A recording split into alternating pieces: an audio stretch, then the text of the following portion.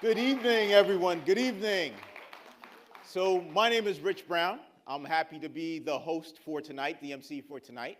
And I am glad that you are all here. Tonight we have a ticket that I think is going to present solutions for us all as residents of this great state of Connecticut. That said, we have an action-packed night tonight for everyone.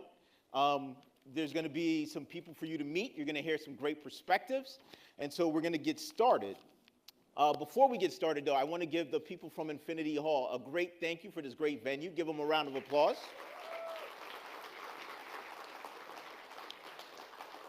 So one of the things you've already noticed is that unlike a stuffy, typical convention party, we're making this a little bit more fun and interactive.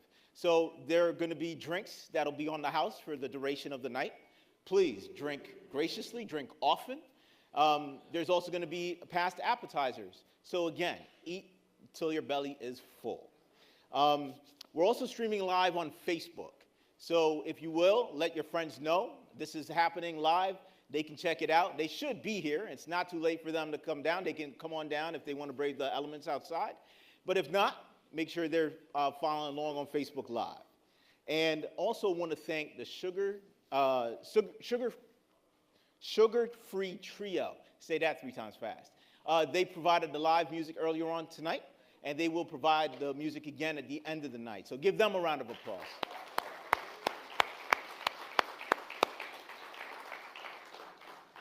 So for those of you who are wondering, why is Rich Brown emceeing this event? Why him?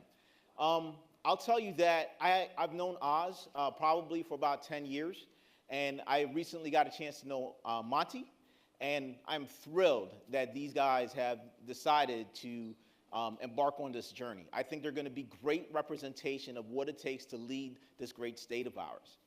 That said, Oz is going to kill me for this, but one of the things I noticed is if you take the O in Oz and the M in Monte and the G for governor, you get OMG, right?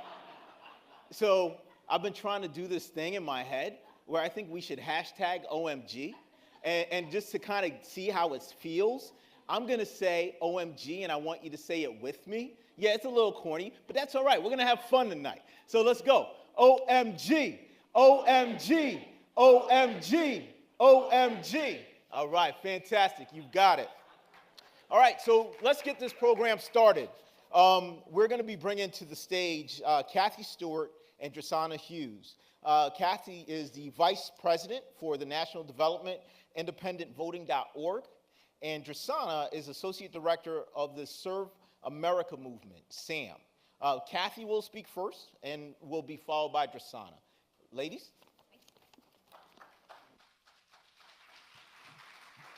Hi, everyone. I bring greetings from Independent Voting, the largest network of independent voters in the country. 43% of Americans are independents who believe that our two-party system is broken. I'm joined tonight by Gwen Mandel, our Director of National Outreach. We're part of a growing national movement, not a party, but a third force, one that is not aligned with either political party, but aligned with the people and the need for progress. From Hartford to Washington, D.C., politics and policymaking have become a game of insider trading. The independent movement is an outsider movement, calling the insiders to account. Now, this is no easy task. For example, here in Connecticut, where over 40% of voters are independents, the largest block of voters in the state legislature has made it illegal for independents to vote in the primaries. Now, the Democratic and Republican parties could change that with a snap of their fingers. In fact, the landmark 1986 Supreme Court case, which established that political parties can open their primaries, originated here in Connecticut. Now, I just want to share with you that I'm very happy to be here tonight for a couple of personal reasons. I've been active in independent politics for 30 years. My roots are in New England. I grew up on Cape Cod. My first nursing job was at St. Raphael's Hospital in New Haven as a young nurse, and I got my master's from Simmons. Early on in my career, I was drawn into the independent movement. When a Connecticut party was formed in the early 90s, I coordinated a voter registration drive in Bridgeport and New Haven, mainly in the African American and Hispanic communities, bringing independent options to voters who were being taken for granted by the major parties. The response was overwhelming.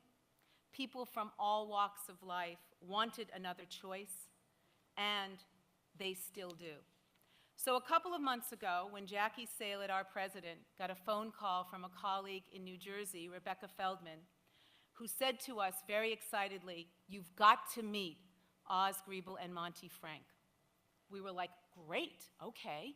And we began a conversation with them about how to connect the desperately needed economic revitalization of Connecticut with the desperately needed political revitalization.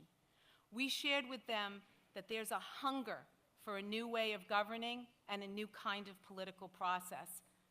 They get that. That's why they're running. I will tell you, some candidates run as independents solely as a tactic to win. They come, they go. But others see being independent as the way to serve, and they see their campaign strengthening an independent third force. Oz and Monte are in that category.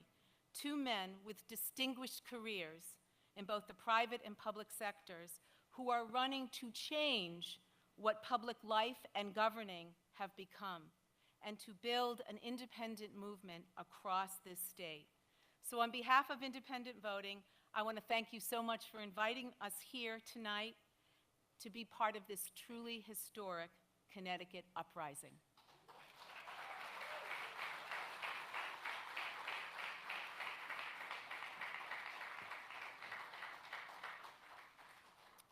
Hi, everyone. My name is Drisana, and I'm from an organization called SAM. SAM stands for the Serve America Movement.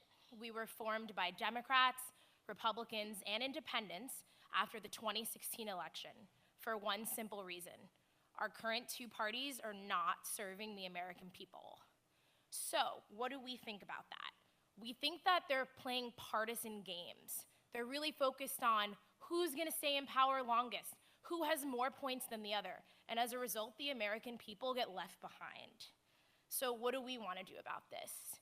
We wanted to form a new party that its infrastructure is based on what we all have in common and how we can fix our problems through solutions, not fighting each other like it's a sports game.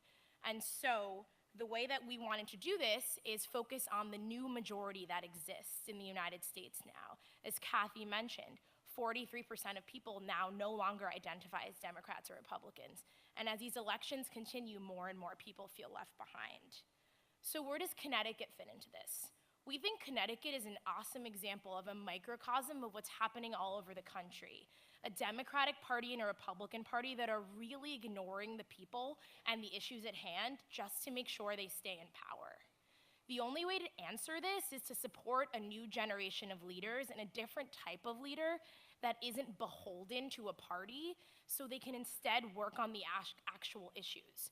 So even though there are great politicians in both the Democratic and Republican parties, since they have to fight for the blue team and the red team, it really hinders their ability to get actual solutions passed. So in conclusion, we were really honored to be invited to speak here today, and we're really hopeful because people like Oz and Monte are stepping up to try to change things. If you're more interested about our organization, we have a table in the back, and we're really excited to be here and hear from both Oz and Monte. Thank you.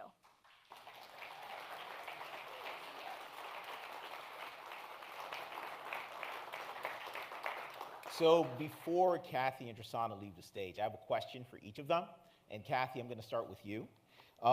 So you've been working on independent voting for a really long time. Can you touch on the swell of candidates across the country and how you've seen candidates break the gridlock of the two-party system? Great question, Rich. Well, first of all, let me say that This is a very special year. There are candidacies across the United States that are building a new wave and really supporting changing how our government functions. Let me highlight a couple tonight in the sake of time, but from South Dakota to Florida, from Colorado to Kansas, Georgia, Missouri. I would call out a couple fellow gubernatorial candidates for a moment for your consideration. One is Terry Hayes, running in Maine as an independent for governor. The other is Greg Orman, who many of you in this room might have heard of. Greg really shook up the political establishment in 2014 when he ran for U.S. Senate as an independent and almost unseated Republican Senator Pat Roberts. He is now running for governor in what's going to be one of the most competitive races in the country.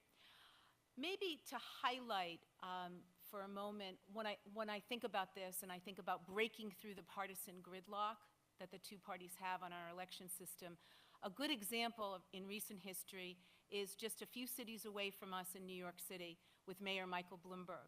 I had the honor of working very closely with Mike and his team in his runs. He served 3 terms in New York City and got elected in 2001 by partnering with our affiliate in New York City, the New York City Independence Party. New York is a fusion state, as is Connecticut, so Mike Bloomberg could actually run on 2 lines. So he ran initially as a Republican on the Republican Party line and on the Independence Party line. I call that out because the reason Mike was able to win, his margin of victory came on the Independence Party line, where he garnered 59,000 votes. And those votes were as much about the voters having an opportunity to express something about who they were as they were an expression of support for Mike Bloomberg. Mike would go on to serve 2 more terms, and he was a very fine mayor for the city of New York. He served in a very nonpartisan fashion because he was elected in a nonpartisan fashion, one that really upset the apple cart in New York City because the Democratic Party was convinced that they were just going to walk right to City Hall in 2001. In the mayor's last election, he won with 150,000 votes on the Independence Party line. He himself became a registered independent during that time. He's been a champion for nonpartisan political reforms and education reform, made some great strides on the education front. The nonpartisan political reform front, where he put an initiative on the ballot to open the primaries in New York City, not so much. Very controversial, and we weren't able to win that round. Much work to do there. But I think Mike's campaign, there's much to learn there of how he reached out and galvanized a very broad coalition, and in particular, how much he energized independent voters in New York City and energized a coalition that brought the African American community into a new relationship with the Democratic Party. In his middle run, 49% of African American voters voted for the mayor, which was astounding in New York City. So I think there's lots to learn there, and it is possible to break through the gridlock, and not predictable. No one can say when it's going to happen next or where. When I look in this room and in what I've come to know of Oz and Monte, and we're going to get to hear more from them tonight, I think this is one of those possibilities. OMG, OMG, OMG, OMG, OMG, OMG. Okay, Drisana, question for you. So you've been all across the country preaching about how the 2-party system is broken. What can electing a nonpartisan ticket do for Connecticut? So I think an issue that's very kind of dire in Connecticut, like the federal government, is there's a giant financial and fiscal hole in the state. Connecticut ranks as, either 49th or 50th in terms of financial stability. And no party wants to bring bad news to its constituents. No party wants to say the issue is more complicated than just lowering taxes or raising taxes. They want to keep it as simple as possible. They want to keep it as partisan as possible and as competitive as possible, because that's the way that they stay in power. So electing a nonpartisan ticket to Connecticut could be absolutely huge. It could mean fixing a problem that's plagued Connecticut for an extremely long time, because now it's not my team or your team. It's wait, let's both come to the table, let's talk about this problem that is nationwide but is specifically bad in Connecticut, and let's fix it so that the people of Connecticut can feel some relief, which we haven't seen from either side. So in Connecticut especially, it's extremely important, I would say, for the fiscal issues and just in general. Thank you. So, thank you guys so much. We really appreciate those great answers. So let me just point out, if you have not already registered, I invite you to head over to the table at any point during the evening. Make sure you put your signature down, the town that you're from. And for those of you who are willing to make a financial contribution, you're welcome to do that as well. And I will also say, not only am I inviting you to do it, if you haven't already do it, but tell a friend. That said, now it's time for a small commercial break. So yes, we've included commercials in this event as well, so stay tuned. Imagine a world in which there are only two options. Almost unimaginable. People need choices in how we live, what we wear, what we listen to. So why are two options okay when it comes to politics?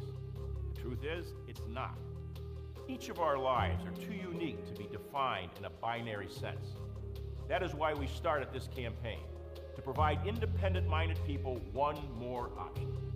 One former Republican, one former Democrat, working together to restore harmony in politics free from the restraints placed on us by the two major political parties. As an independent ticket, we believe in cultivating the passions, the creativity, and the ideas of voters like all of you who are leading the way and calling for the systemic changes that will open up the political process and give all voters more choices. Join the movement. Let's change this system together. It's time. Be independent. No politics, no parties, just solutions.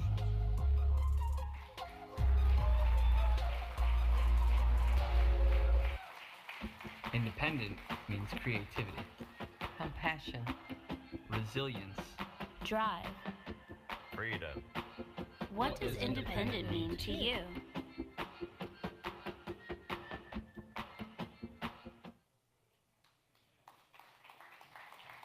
How about those commercials?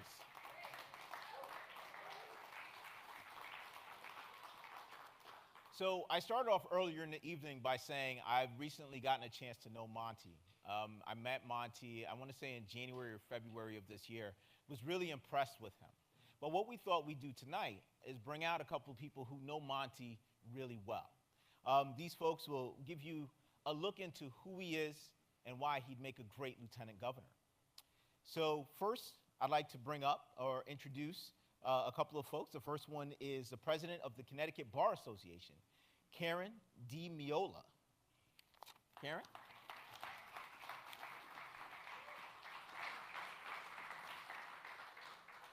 Good evening, everyone. That's where you say good evening. Or you chant OMG over and over again, right? My name is Karen DiMiola, and I am from Tallinn, Connecticut, and I am proud to stand here tonight to nominate my friend Monte Frank to be your next lieutenant governor.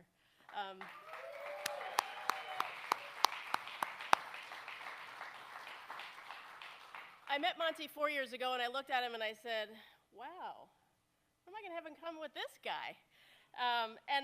To maybe not your surprise, but to my surprise, that was ice cream. Ice cream brought us together in a whole lot of ways. And I like that story because as somebody who grew up feeling like an outsider, and this is me, not you, and someone who joined an organization that wasn't used to people who looked like me leading that organization, it was really difficult for me, right? So as someone who identified as a lesbian, who was not a traditional attorney, who was biracial, I had all of these issues coming to terms with my place at an organization that, again, did not necessarily reflect me or who I was. And then Monte came along. And Monte reminded me every single day that I belonged. We spent a whole lot of time together, eating lots of ice cream and really good sushi when we can, talking about all of the issues that face this state. Now, of course, we were talking about it in terms of the communities in which we serve, access to justice, diversity and inclusion. And those are really important to me as an individual, as a member of the state of Connecticut, and as a member of the Bar Association. And so Monte and I had the opportunity to work on those issues together at a time when a lot of people were hesitant to embrace diversity and inclusion in particular wholeheartedly. And so when Monte and I had really hard conversations about what diversity and inclusion meant to each of us separately, and what were our commonalities. And we found a lot of commonalities along the way. And I watched this man lead an organization of 10,000 members in a way that was civil and professional and heartwarming. He gave everyone who was around every table he sat at an opportunity to know that their voice mattered to him, to us, and that we were all one, that we all were members of a profession, and all of us mattered. And that is a rare talent for a leader. And I am really proud that I got to sit back and watch him grow, not only as a leader of the Bar Association, but also as a person. We learned a lot from each other about who we are and where we come from, what our challenges are, what our similarities are and our differences. And the one piece, when he told me that this was a possibility that he would be on this ticket, I was thrilled. I was thrilled because I am not going to be the only one who sees this man in action, that we will have a leader who's able to look at and talk through issues that are really important to all of us. And we may have very different opinions. We may see the world through very different lenses, but we can all come together and come to a solution that makes sense for the state and which will make sense for us individually. I am very, very proud to call this man my friend, over ice cream or not. I will not ride a bike with him, but I'd ride in a car driving next to you, assuming I wouldn't swerve. I love you. You are and have become one of my closest friends, and I am very proud again to stand here and nominate you for the next Lieutenant Governor. So thank you. Thank you so much, Karen. So next, coming to the stage, another person who knows Monte pretty well, Pastor Sam Saylor, Sr.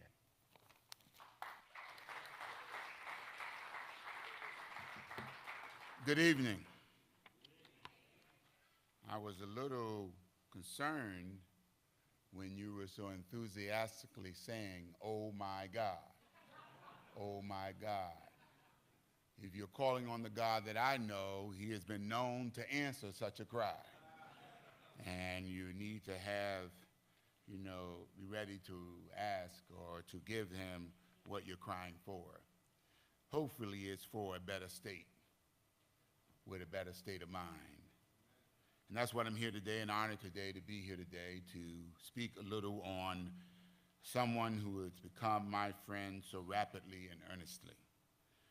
We met on a battlefield of compassion, a battlefield of concern, a battlefield of loss, a battlefield of grief, a battlefield of hopelessness. We met one day in Hartford when Mothers United Against Violence, the preeminent compassion organization that meets every drop of human life that falls on the urban corners of Hartford and Greater Hartford. And as we met at this rally, annual rally of Mothers United Against Violence, I had an opportunity to speak there at that rally, and then I met Monte and he spoke. And then after that, we have done a number of things together, championing this cause against gun violence and the proliferation of guns in our community and our nation, and we've grown a bond together.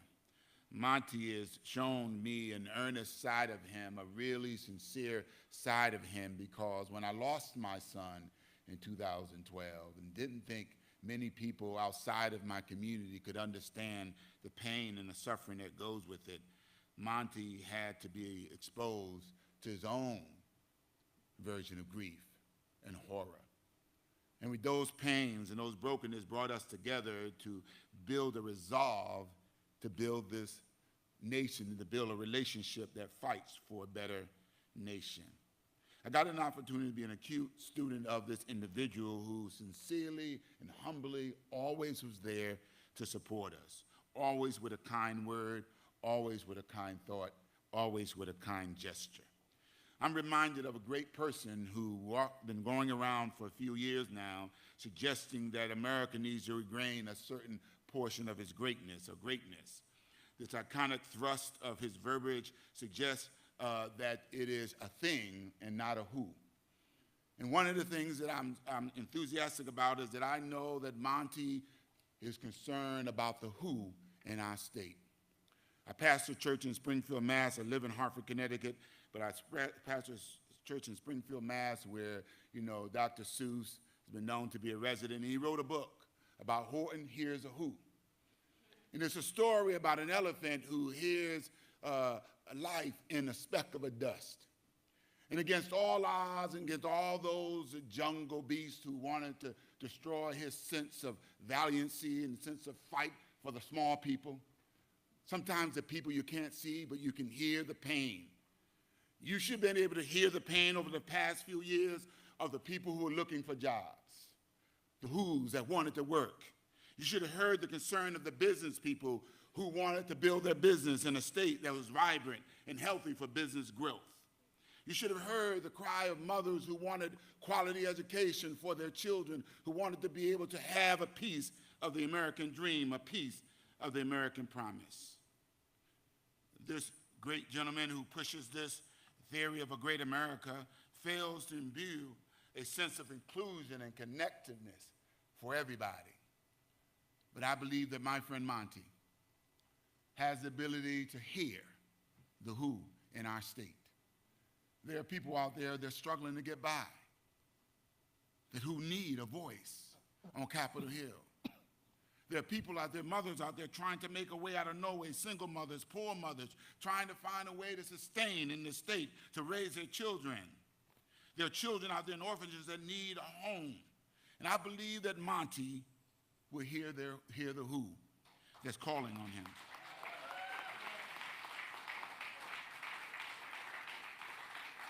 I met his running mate before he decided to run for governor. He had the audacity to have enough concern about a small black business in Hartford. And he came to my office. I knew who he was, this great leader of the larger businesses that shadowed over my little business. But he took the time to come and visit my little shop in downtown Hartford. And I'm forever grateful for that sense of worth, of you taking the time to come out and ask me my opinion. And you picked a good candidate because he is not a politician. We don't need any more politicians. He's a people-tician. He is somebody that would be concerned about the people over policies. He would put the concerns and the heartbeat of the people over policies. And that's what we need today. We need to evolve. We need to evolve from party bosses into an allegiance to people who put politics first. And we need to be able to have leaders that put the state and state service first. State service for its citizens, no matter what the age, no matter what the ethnic group is, no matter what the social economic condition is. Someone who would hear the who, someone who would help build a sense of hope and a sense of vibrancy again. Someone who can tell people that you're good enough, that your enough is good enough. I've heard that sincerity out of Monte. I believe that sincerity in Monte. And I believe that he would not run with Oz if he didn't know Oz had that same sincerity. I'm here to tell you to endorse and to support and give my hat behind Monte and Oz to make a difference in this state this time. Thank you.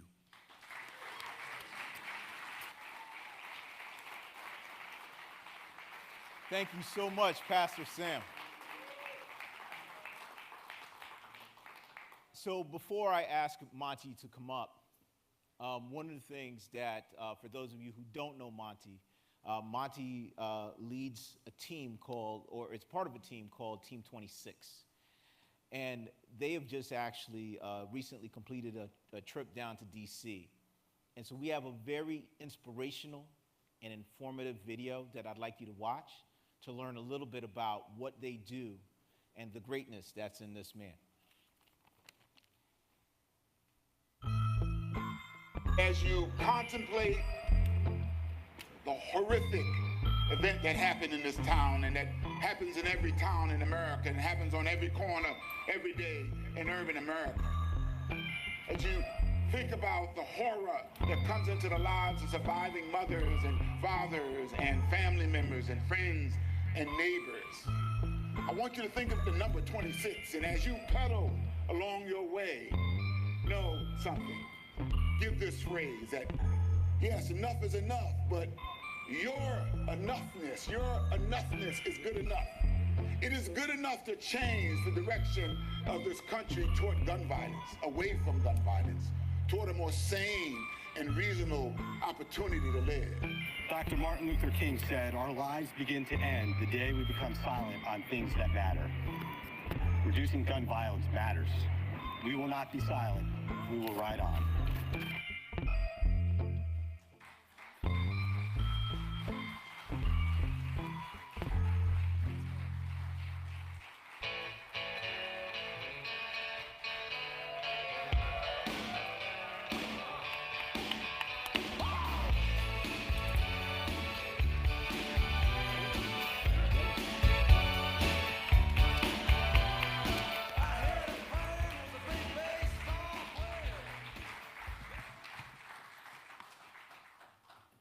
Thank you so much. Thank you, Karen. Thank you, Sam. Thank you all for being here. I'm proud to accept your nomination as the candidate for Lieutenant Governor of the state of Connecticut. Together, we're going to return this great state to its glory days. Now, with the other conventions, the parties control the nominating process, and a small, select group of delegates loyal to the party choose who will be their candidates. And the candidates veer hard to the left or hard to the right to placate those kingmakers. But in this House, the people we will serve have a voice. In this House, everyone is welcome. In this House, the people we will serve have come together to say, enough is enough. We are tired of the gridlock in Hartford. We are tired of the political bickering. And we are fed up with politicians putting party over people.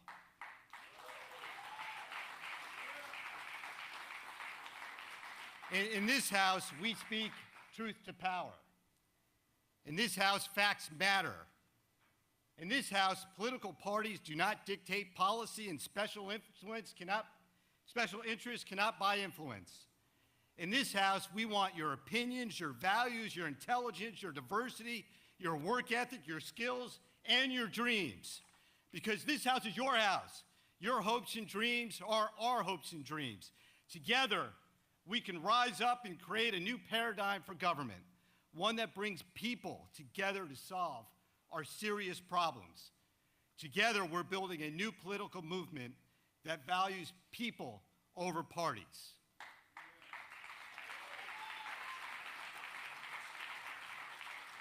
As you all know, Oz was a lifelong Republican, and I was a lifelong Democrat.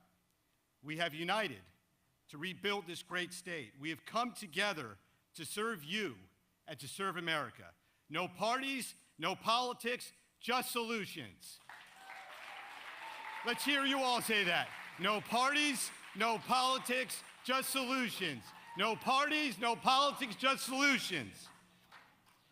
Amen.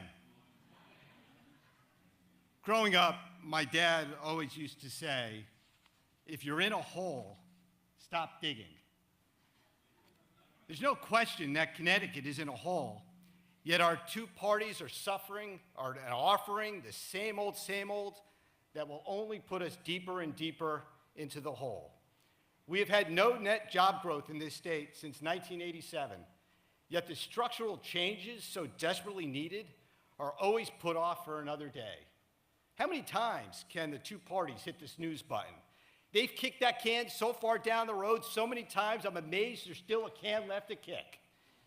It's time for new leadership, new independent leadership. It's time for Oz Griebel to be governor of this great state.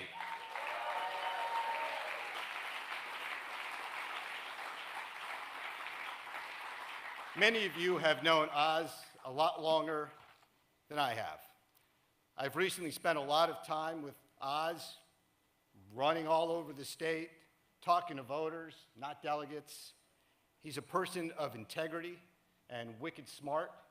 He cares deeply about the state of Connecticut. I still haven't met the person who doesn't like him. More importantly, I still haven't met the person who doesn't trust him.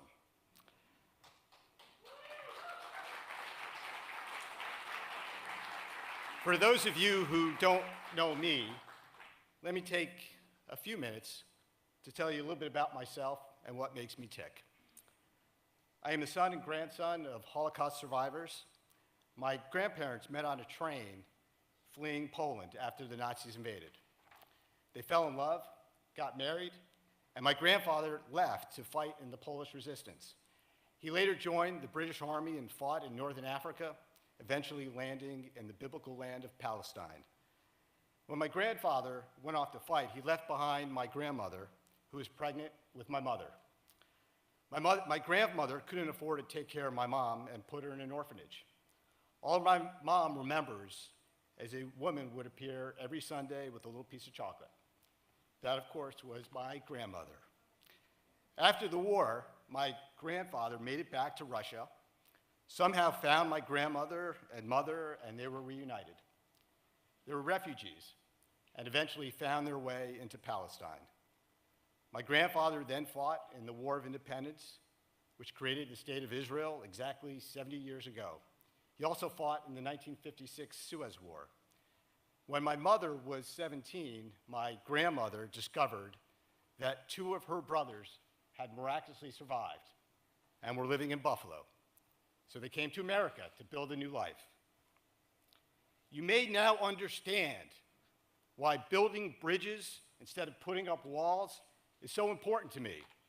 You may understand why increasing diversity and inclusion and working towards equality for everyone is a core mission.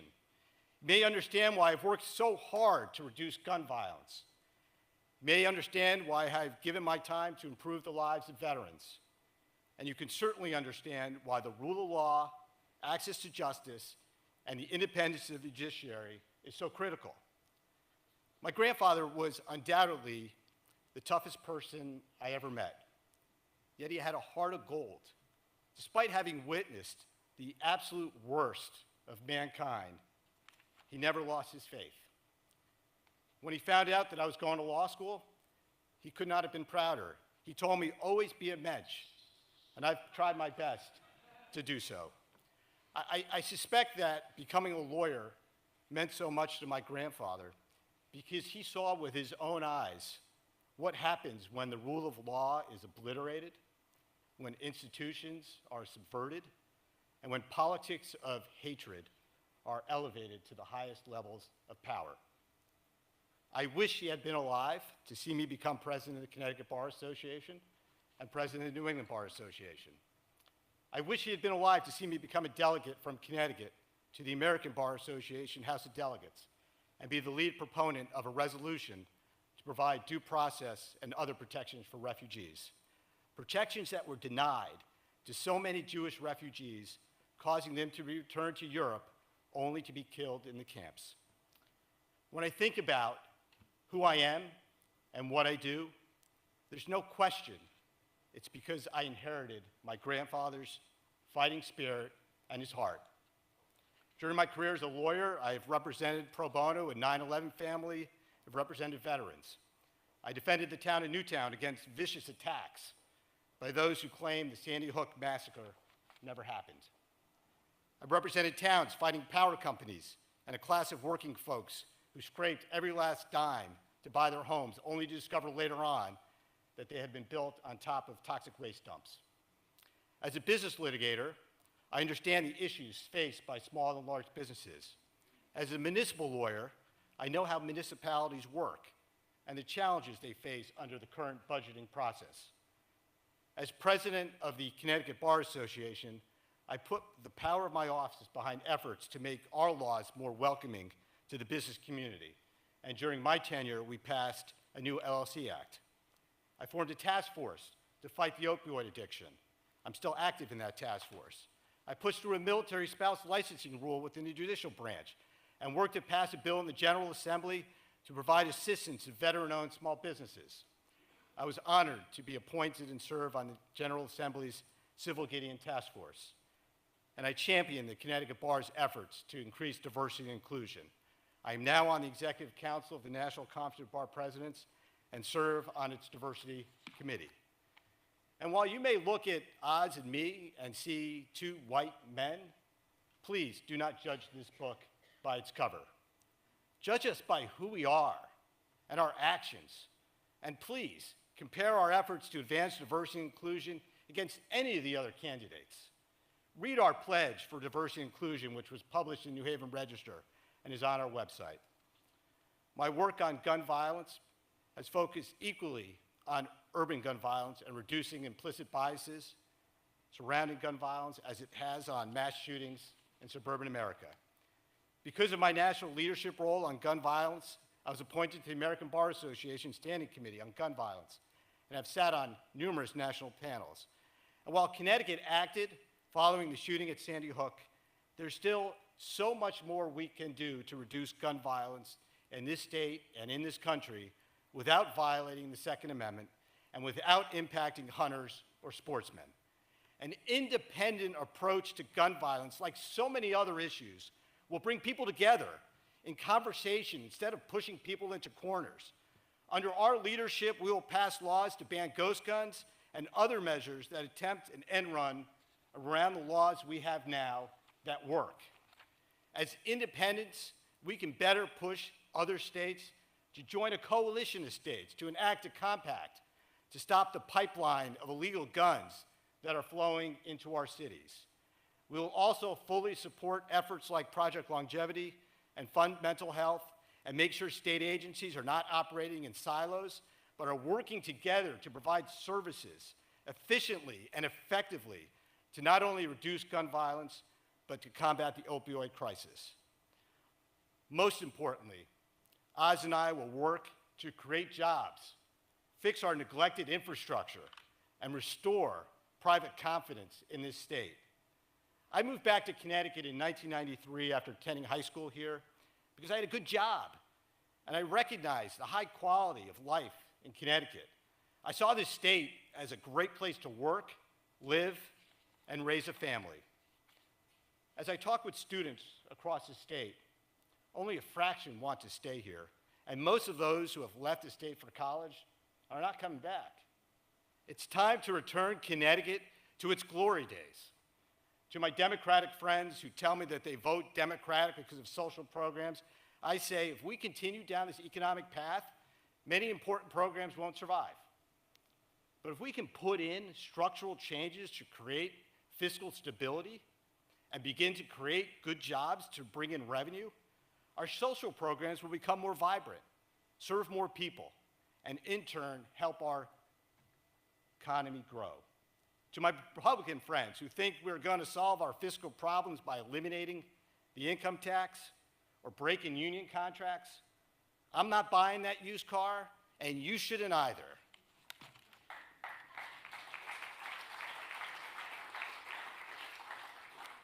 Turning our economy around is not going to be easy. We're not going to lie to you or give you gimmicks or make hollow promises. There's no wizard, and I'm not hosting Let's Make a Deal. Fixing this state will only happen with structural changes and long-term strategies that are not reliant on election cycles. It's only going to get done with smart and honest leadership. It's only going to get done by breaking through the gridlock and saying no to tribal politics. It's only going to get done with a collaborative approach that values the input of the private sector. It's only going to get done by putting together an administration that reflects the diversity of this great state. It's only going to get done not just by engaging millennials and Generation Z, but making them a part of our administration, as they are with this campaign. It's only going to get done if all of us in this House take ownership and resolve by leaving here with a commitment to take back our state. Are you with me?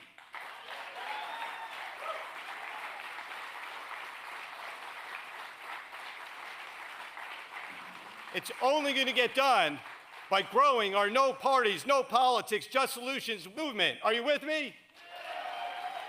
It's only going to get done by putting Oz Griebel in the governor's office. Are you with me?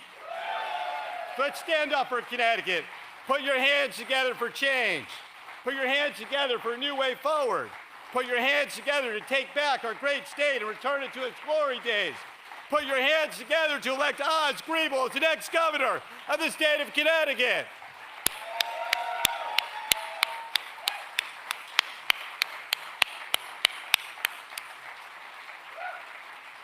Thank you. Let's give it up for the Lieutenant Governor to be, Monte Frank. I don't know about you guys, but I'm riled up. So our next iteration will actually be a panel discussion. I'm going to bring out 3 individuals that offer different perspectives, and they're all from different backgrounds and have different passion points. The first of these is Tyler Suarez. Tyler? Tyler is a University of Bridgeport student and coordinator of the March of For Our Lives event that happened here in Hartford in March. Next up is Reverend Carl McCluster, a pastor from the Shiloh Baptist Church in Bridgeport. Oh, got a little feedback on the mic there. And last, certainly not least, is Robin Barrett, who is the CFO of Data Management and the VP and the CFO here at Infinity Hall.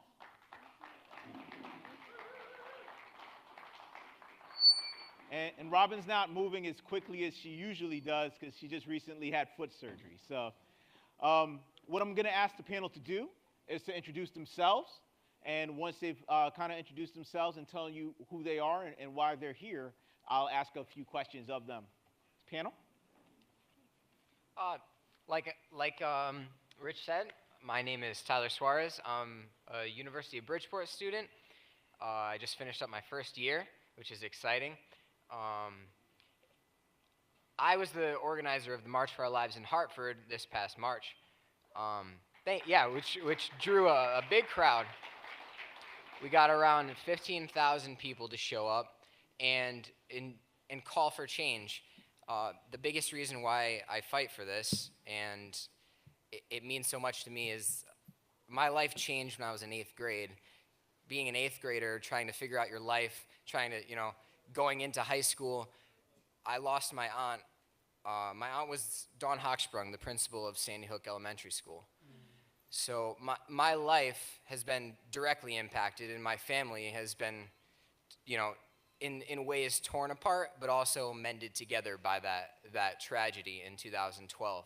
So being in 8th grade, I really didn't have a voice to, make change, or at least I didn't feel like it. But now, as a college student and, an activist, I can say that I did have a voice, and it's just a matter of finding your voice. And I think that is the key message that this campaign sends, is that we all have a voice. We don't need to assign our voice to anyone but ourselves. And so I'm extremely excited to be here. I'm extremely excited to support Oz and Monte. And thank you all so much for coming and listening to me talk a little bit about myself.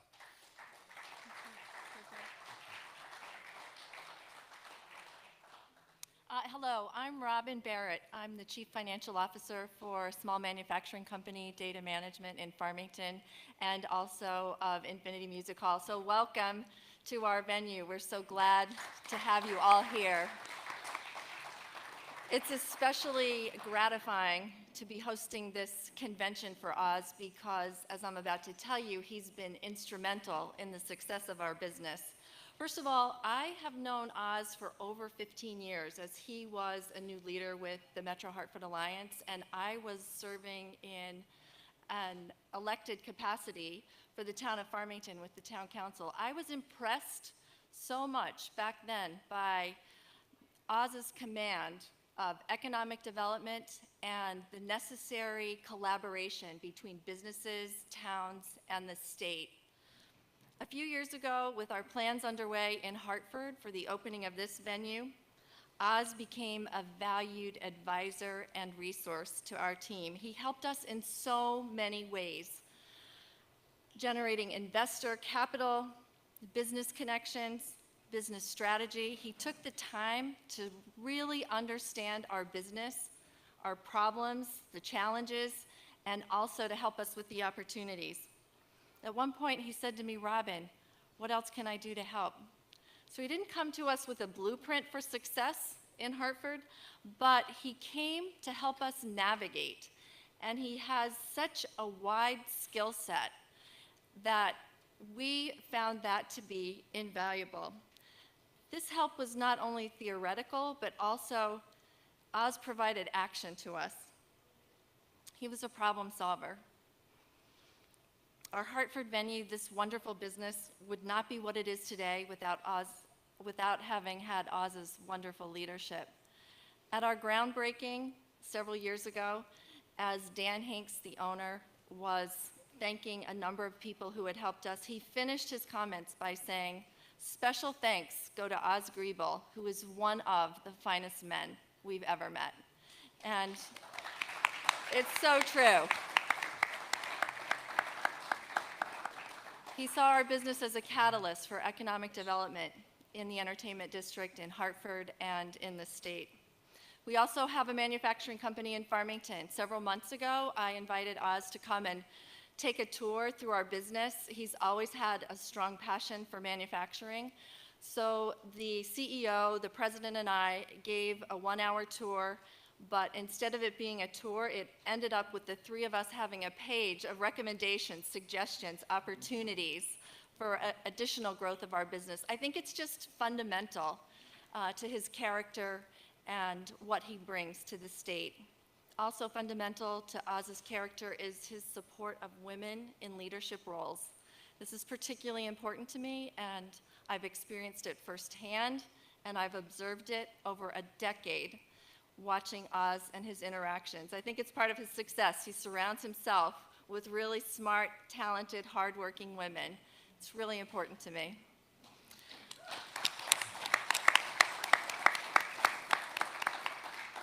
So I think Oz and Monte have the vision, the experience, as well as the skill set to lead the state. I'm so happy to offer my support. Thank you for all of your help of us.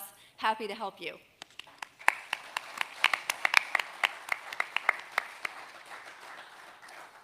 My name is Carl McCluster. I'm the senior pastor at Shiloh Baptist Church. I'm serving in my 24th year there.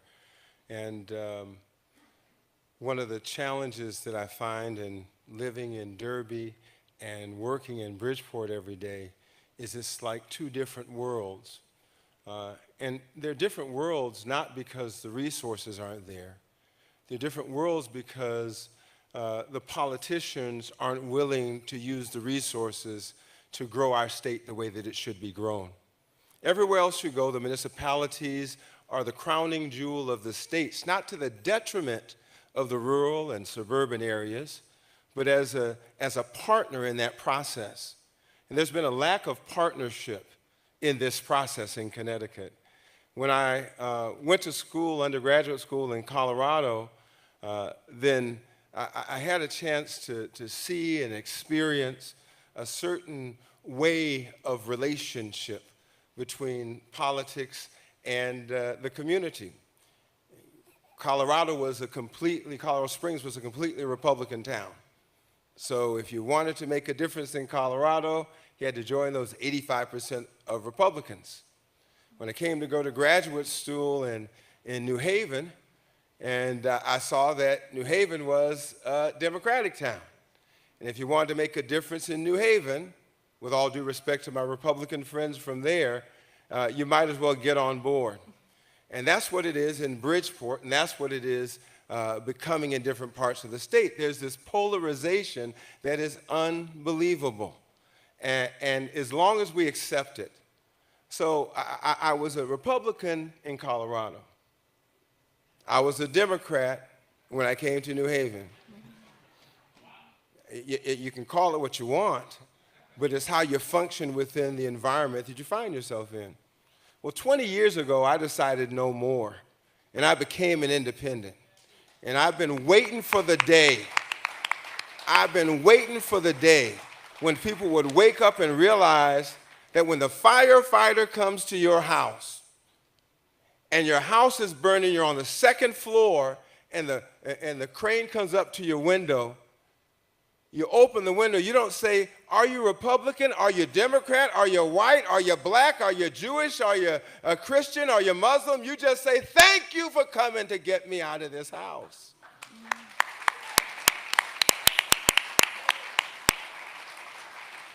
And what I want to say today is thank you, Oz, and thank you, Monte, for getting us out of this burning house and leading us in the right direction.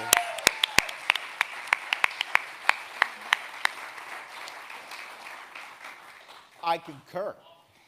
So I've got a couple of questions for the panel. Tyler, I'll start with you. Can you talk about the importance of student involvement and how Oz and Monte can attract this demographic?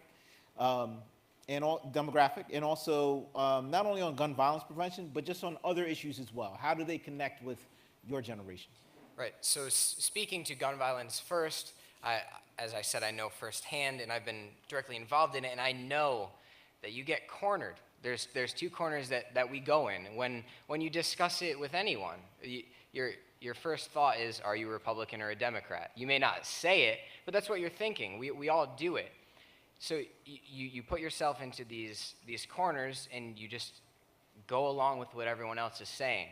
And millennials and kids my age are starting to not do that, or they're starting to use their own voice. We saw the movement in Parkland, which really got me to use my own voice and realize that I could use my voice.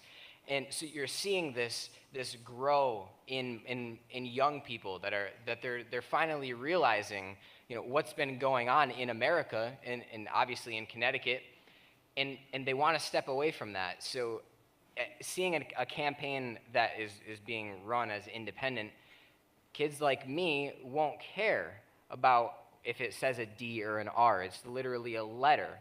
It's all about what they're doing and their plans and their ears. They're listening to us and what we're saying, and they will help. So seeing this ticket, as a young person, I know that they will fight for me. So the biggest thing is getting millennials and students to get involved. And more now, students are becoming so socially active. In 2 seconds, someone can tweet what I said. And it's on numerous people's timelines. And that's something that this campaign is going to strive at, is that young people are going to be able to make their own decisions and talk about what they want in Connecticut, and there's going to be people that are listening. So to answer the question, just broadly, gun violence, like I said, you get in these corners, and it's like that with anything. We think that we need to assign our own views when really we should be thinking about each other versus a party as a whole. We're a team of people. A state is just like Team 26, is just like any other basketball, softball team. We all work together, right? You don't section yourself off. So this ticket is exactly that. Thank you. Thank you. All right, Robin, I've got a layup. Okay. You spoke earlier about business in Connecticut and women in leadership roles. So how can we make sure Connecticut is an attractive place for business? Yeah, so one of the things, one of the components of this campaign that's so compelling for me is that it will automatically remove the barriers that come with political parties, and that means posturing within a political party, because we've got so many opportunities and so many areas that need to be addressed. For business to be successful in the state, in my estimation, we have to work on a lot of fronts to reduce the cost of doing business in this state, whether that's taxes, whether that's the mill rate, workers' comp insurance, energy. There's so many opportunities, and by removing the political barrier, I think we're able to draw on the best, the brightest of solutions from a number of sources to come together and try to solve that problem. Thank you. You're welcome. And Reverend McCluster, urban centers need help. What's it going to take the cities in Connecticut to make the cities in Connecticut our hubs? Well, you know, I've heard the other two panelists talk about coming together, and that's really what it's going to take. It's going to take us coming together. What do urban centers need? They need jobs, they need opportunity, they need inclusivity, and they need collaboration. And those things don't really exist. This tug of war that goes on. Now, I was going to say, you know, look, all the Republicans raise your hand, and then all the Democrats raise your hand, and all the independents raise your hand. But the reality is, whatever happened to the best idea? Whatever happened to what we were taught as children, that the best idea would rise and find the opportunity in this country and in this state? Is that not what we teach? Don't we say that there is a merit and a reward for coming forth with the best idea? But we've reduced it to petty partisan politics. And that's what's happening in the cities. Town bosses are taking over and deciding whose streets get fixed. Isn't that sad? That you got to cow down to the town boss in order for your street to get fixed. Oh, in the state, in order for your city or your town to get resources, you've got to cow down to the person that's in charge. Well, the last time I checked, there's no such thing as a Democratic idea or a Republican idea. They're just ideas. And if we'll work together in our cities, that's what I think we need to do, is to take off the shackles, and take off the facades, and just come together. You know, Richard Blumenthal has a quote that I will botch right now by Margaret Mead that says that thank you very much. But the quote is powerful if you think about it. The only thing that needs to happen for success to occur is for a few people, a few good people who will work really hard to move together in unity. Those are my words. And what I say for our cities, and what I say for this state, is that if we would work together and stop looking at who gave the idea and just embracing the idea, our cities would begin to thrive, and so would our towns, and so would our rural areas. Thank you.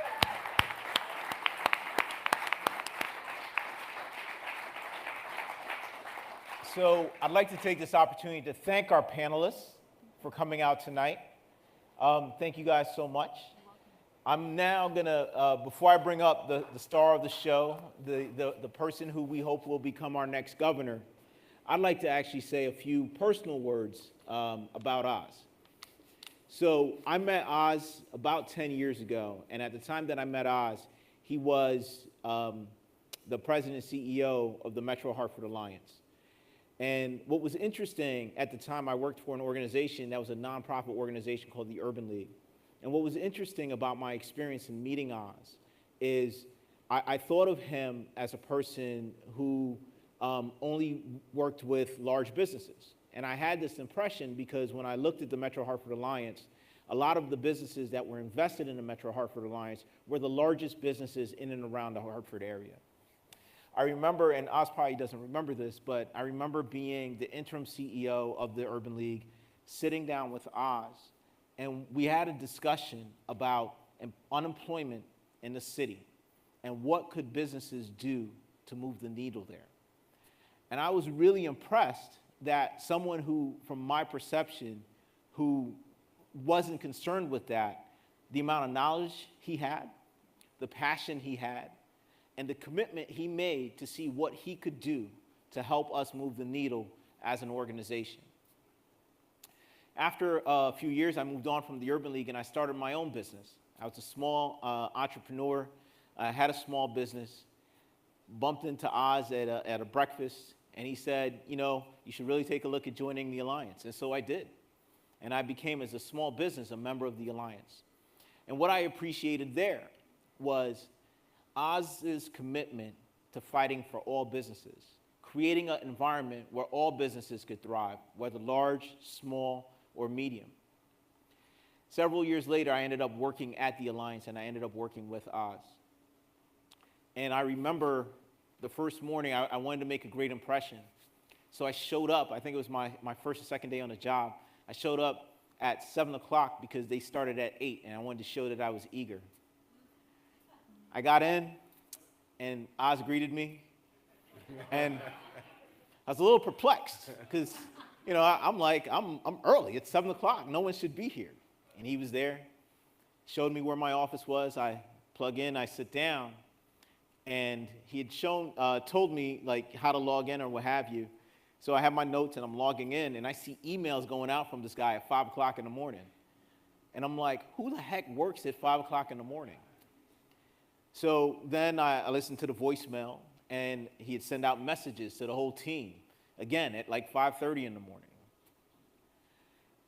One of the things I really appreciated about this man was he was tireless. He was committed to making sure that our region was successful. The other thing that I've come to notice is being in Connecticut, there are a lot of naysayers. A lot of times we look at the things that we can't do, we look at the things that we don't want to do, and we give all the reasons why something will not work. Whenever I sit with Oz, I find him to be inspirational because he always looks for the solution. And he doesn't think that he has all the answers. So he will challenge you to come up with an answer. And if you come up with an answer, he will empower you to execute on that. I've always appreciated that he was a great listener. There were times I would ask him both personally and professionally for advice, and he would offer a very candid opinion of what he thought. And he would always leave it up to me to make whatever decision I thought was right, but I appreciated the fact that he would listen. The other thing that was interesting about my time at the Alliance is it was a small organization, but it was a powerful organization. We had over 600 businesses that were involved in our organization. We touched large enterprises, Fortune 500 companies. We touched sole proprietorships, nonprofit organizations, the whole thing. And Oz was as committed to helping the Travelers, the Hartford, as he was to helping the sole attorney or realtor or whoever that professional was to help them grow their business. He became convinced that one of the ways you can change what happens and change the climate here is by getting involved in politics, which is why he's here today. The other thing that I had a chance to see firsthand with Oz is he was a team builder. I look at the Alliance, which was created in 2001 with the vision of some business leaders and people like Oz, and the way he was able to collect talent, people from different walks of life, people with different experiences. And over the years, he built a very powerful brand and organization, an organization that was known to get things done. Robin highlighted earlier what he was able to do to help an organization like this, where we are today, exist. I happen to know that a lot of the work that's happening here in downtown Hartford, one of the people who behind the scenes is a cheerleader, a champion for making sure that Hartford is a hub, is Oz Griebel. So when we're here and we have this crowd and you guys are supporting Oz, and I appreciate that, and I'm sure he appreciates that, what I will tell you is, though there are going to be many people who will run for governor, the Democrats have nominated their candidate, the Republicans have nominated their candidate, I firmly believe that there isn't a person who is more passionate to making sure that Connecticut turns around its fortunes than Oz Griebel. I can also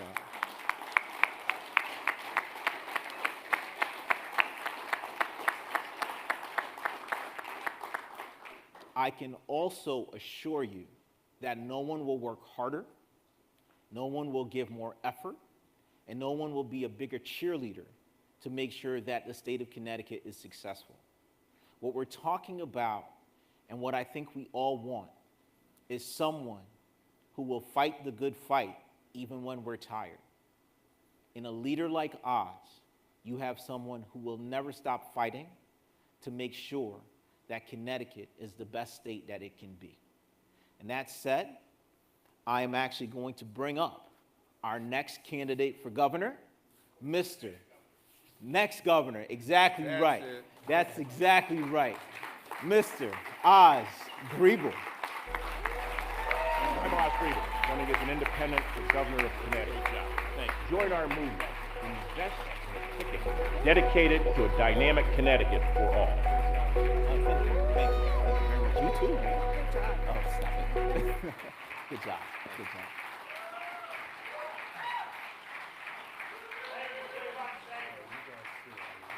I should have put myself at the front end of this program. I got to talk to Kyle Liddy about how we do this the next time. But welcome to the convention of the Independent Radical Middle, where we're committed not to lead Connecticut left or right, but forward. So thank you for being here. And if you were wondering, Toto, we are back in Kansas. So for those of you who braved the weather, we greatly appreciate that. I want to thank Rich Brown very much for the emceeing this and for the great introduction. By the way, that was the only time that Rich ever came in at 7 o'clock in the morning. I did notice. And I do want to thank, obviously, everyone who's been on this dais since the beginning of the program. It's added a lot, and I hope you leave here ever more energized, more informed, and more committed to this great campaign. I want to thank Infinity Hall and Sugar Free, thank all of you who've signed the petition, all of you who've promoted this campaign over the past several months, and all who've contributed to us financially. I want to thank all of the folks who have built this entrepreneurial engine over the last 4 months. And if we've got the names up there, I just want to recognize folks who have really been at the heart of this for the last, as I say, last 4 or 5 months. Roberta Bryant, who's overseeing the signature event, Kate Carab, who's joined us as our finance director, Spencer Kane, who's been an extraordinary advisor, Chris Cooper has come aboard as our press secretary, Tom Filomeno, our treasurer, Kyle Liddy, who's been a superb campaign manager, John Murphy from, by all means, John Murphy from UConn, who's been overseeing from the beginning our social media effort, Dean Pagani, who's been an extraordinary advisor from the very outset of this, and then Anthony Santella and Marcus Tracy, who really put this all together. Please give them all a great round of applause.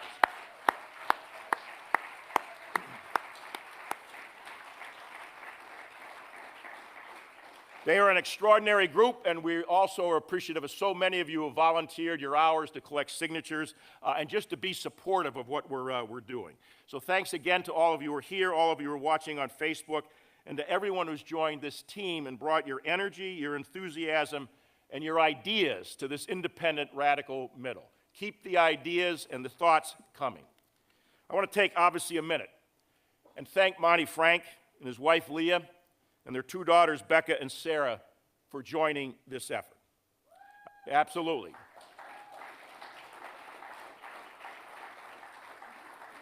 I salute Monte's business and legal experience, but most importantly, as you heard, his integrity, his intellect, and his values. He's an extraordinary leader with the Connecticut and American Bar Associations, and his commitment to the rule of law is second to none. He's been deeply engaged, as he noted, in addressing issues ranging from the opioid crisis to homelessness among our veterans. And I salute his dedication to the principles of inclusion and tolerance, and to securing the safety of all residents, especially our students here in Connecticut and our 49 sister states. He is an extraordinary leader at the local, state, and federal levels, and we are truly fortunate to have him on this independent radical ticket. And I have every confidence, as you do, that he will be an outstanding lieutenant governor over the next 4 years. A round of applause for Monte Frank.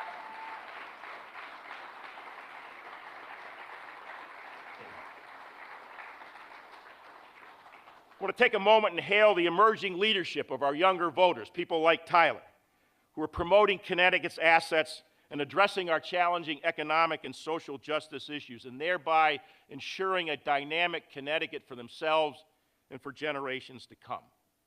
And I want to build off some of the comments that you heard here this evening and focus on the 4 key principles of a Griebel-Frank administration and 5 areas that we'll focus on coming out of the chute. Our first and foremost principle is the bone-deep respect that we have for each individual, and our sustained appeal to Lincoln's wonderful phrase of appealing to the better angels of our natures. Our commitment to building the big tent that includes a broad range of perspectives and ideas in this ongoing and necessary debate on the major issues. And rest assured, these debates will be intense and they will be difficult. But only by building a big tent, as you've heard from several people here today, and implementing genuine collaboration among our state and local elected leaders, our business executives, our labor leaders, and the leaders of our education, healthcare, and not-for-profit entities, will we be able to promote the great assets in the state and address the impediments that are in front of us. Our second principle is to reflect our responsibility to establish aspirational goals that inspire residents and employers to embrace those goals and to perspire together in steadfast pursuit of them. Our third principle is to evaluate all of our decisions, all of our recommendations, and all of our actions through the prism of retaining jobs, recruiting jobs, and creating jobs.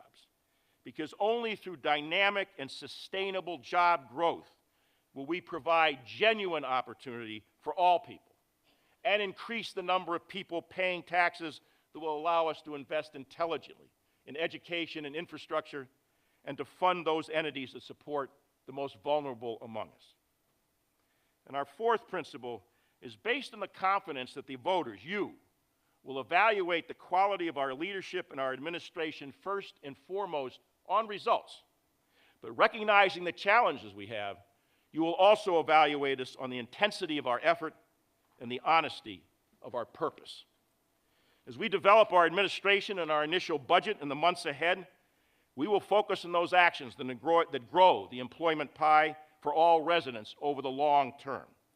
We'll have a special emphasis on 5 areas where the independent radical middle demands comprehensive and sustained structural change that benefits the common good. Achieving this structural change will require superior advocacy and tenacity, and most importantly, the sustained engagement of all of you and all voters throughout the next 4 years. In other words, we're campaigning today with you to win on November 6th. But the campaign to change Connecticut over the next 4 years starts on November 7th.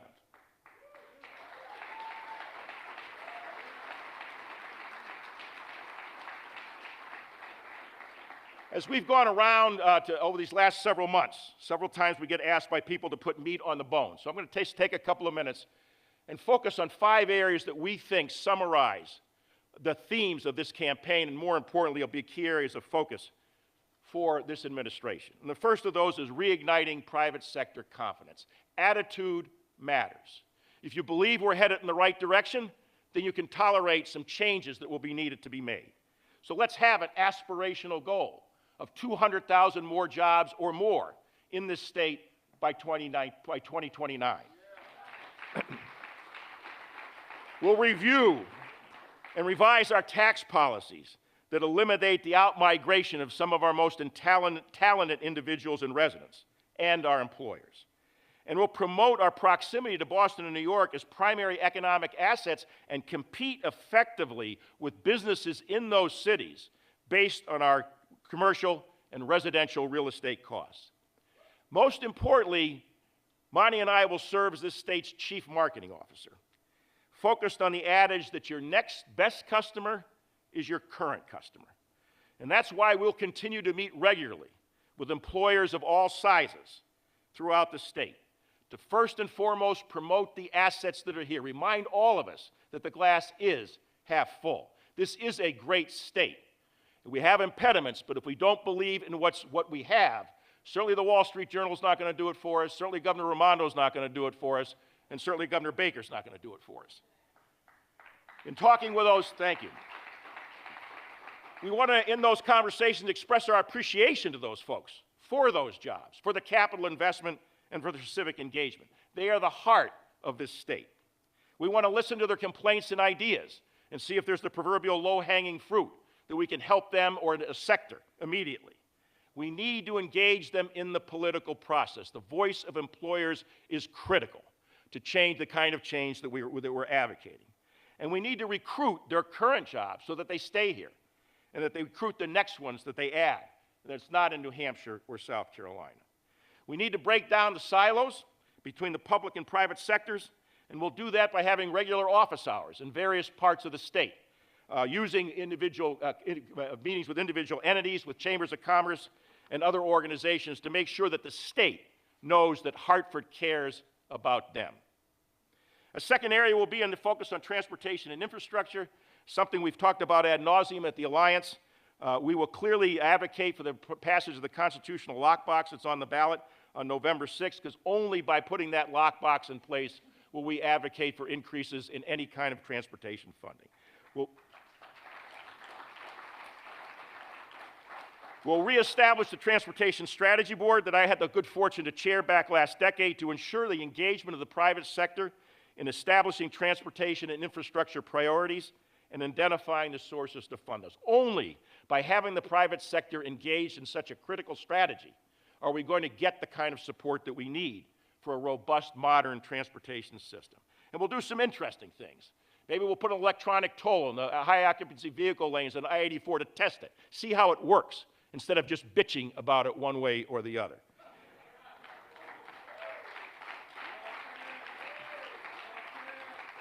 We'll take a look at whether the busway can be opened to private carriers so that we can better leverage that exceptional investment of tax dollars.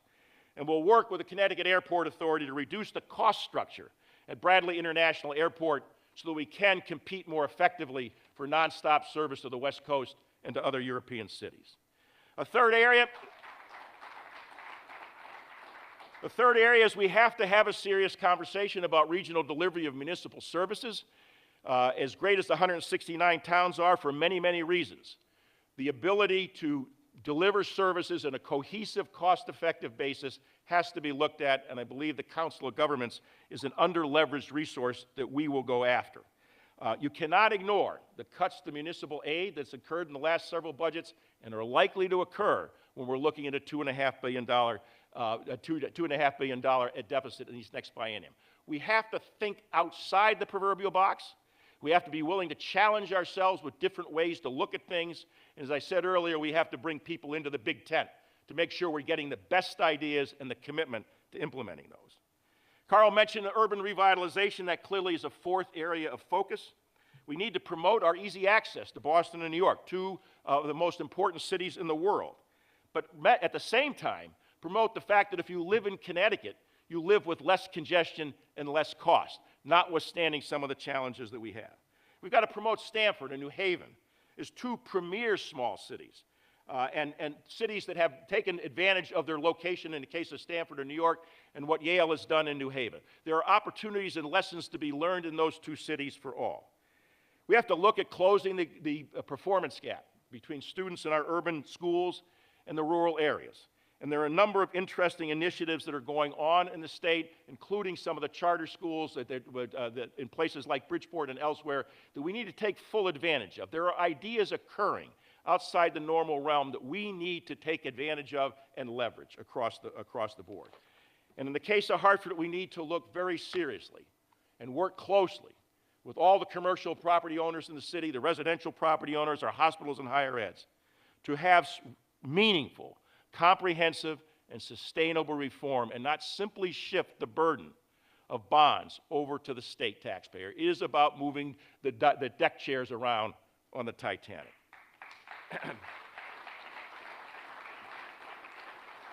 And the last area that I just want to touch on is the proverbial gorilla in the room, and that is the unfunded liability challenge that we're facing, a challenge that has grown steadily over the last decade.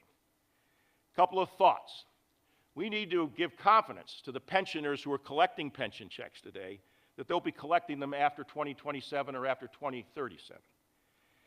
If we don't see 200,000 new jobs in the state over the next 10 years, we remain in constant danger of pitting generations against one another, pensioners versus 3-year-olds. And you can't ignore what's happened in Central Falls, Rhode Island, or Detroit, or in Puerto Rico. We have to have serious, honest discussions about how we will shore up those pension funds and address the unfunded liability. So a couple of quick suggestions or ideas. One is to contribute the lottery to the Teachers' Retirement Fund. One is to potentially securitize all state-owned assets, putting parks off to one side and public buildings, and contributing the proceeds from that into the state employee retirement fund. In exchange for working with the unions to get the changes in the work rules that we need in order to have privatized services that we know we need but can be delivered more effectively by private entities rather than by state agencies. Those are tough issues. But our point here, as Monte talked about, and as you heard from everyone up here, if we don't have the honest conversations, if we aren't willing to have the real food fights over the issues and not over personalities, we will continue to repeat the old definition of insanity. And that's expecting broken results and processes, repeating them over and over again, and expecting a different result. That is a big issue, and it's one that will dominate not only the campaign, but clearly is a major focus that we'll have as we take office in January. We hope.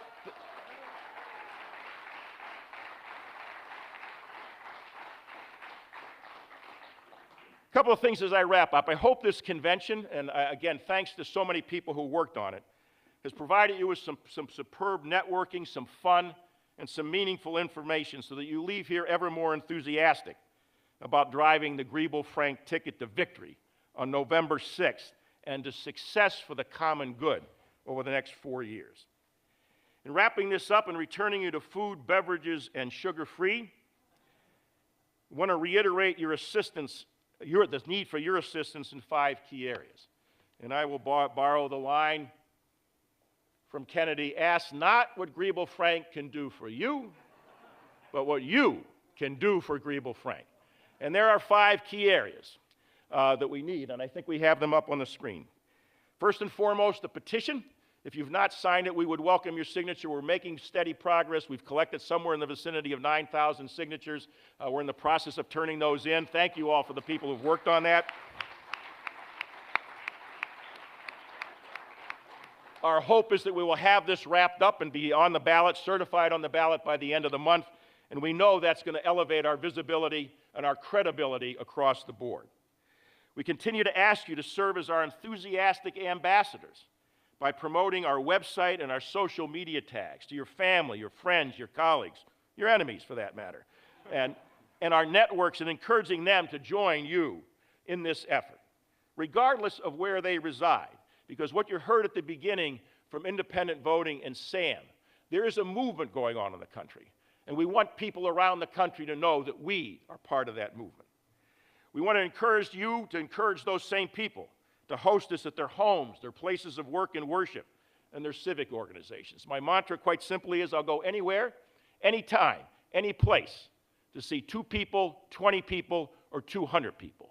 This is an entrepreneurial effort based on retail politics at its best, and all that you can do to get us visibility is greatly appreciated. And certainly we ask you, as we get closer to November 6th, to get your family, friends, and colleagues out to vote for the Griebel-Frank ticket, to vote for the ticket and not against another ticket. And certainly I'll close this with a proverbial ask for financial support. Your generous and continued support, that support is critical to our victory in November. We are not taking public financing, as most of you know, in part because we do not believe the system, thank you. The system does not make any sense, and in an era where we're cutting aid to municipalities and agencies that support the most vulnerable, taking $35 to $40 million out to fund campaigns to us is irresponsible. And it gives you an understanding of how we're going to run our administration. So rather than taking your money through taxes, we're asking for it. That will help us build a database of emails for getting out the vote and keeping the energy and the momentum behind this whole effort. As some of you may know, and I'll give you a couple of tidbits here, we can accept contributions up to individual contributions up to $3,500. That means if you're married with 2 children, you have the opportunity to contribute $14,000 if you didn't do the math. At the same time, we're looking to get as many people to support the campaign financially as we can. So if you hit our contribute button, you start with $5. So a couple of facts for your consideration. There are 26 weeks and 182 days between yesterday and November 6th. Those of you able to contribute $3,500, you can do that by doing $135 a week or $20 a day. For those who are able to contribute in the $5 range or elsewhere, you can consider a daily or weekly contribution. You could buy Monte or me a cup of coffee each day or several days during the week, and we've got the texting app, so when you're sitting in front of Starbucks or Dunkin' Donuts, take a look at it. But regardless of the amount and frequency, we emphasize our need and our appreciation for your enthusiastic and sustained support, for your signatures, for your networking, for your promotion, and for that financial support. And I'll end it with this, and building off what you've heard here. We're confident that whatever amount you and others contribute, you will see a steady, substantial return on that contribution over the next 4 years. You'll see it in terms of meaningful employment for yourselves, for your children, for your grandchildren. You'll see it in a stabilized and increasing set of real estate values. You'll see it in a competitive cost of living and a premier education system. You'll see it in an ever more robust arts and cultural community. In short, you will see Connecticut back as the shining state on the hill that reasserts its economic and quality of life preeminence for the rest of this country to emulate. No politics, no parties, just solutions. Go Connecticut. Great job, big guy. Great job, great job.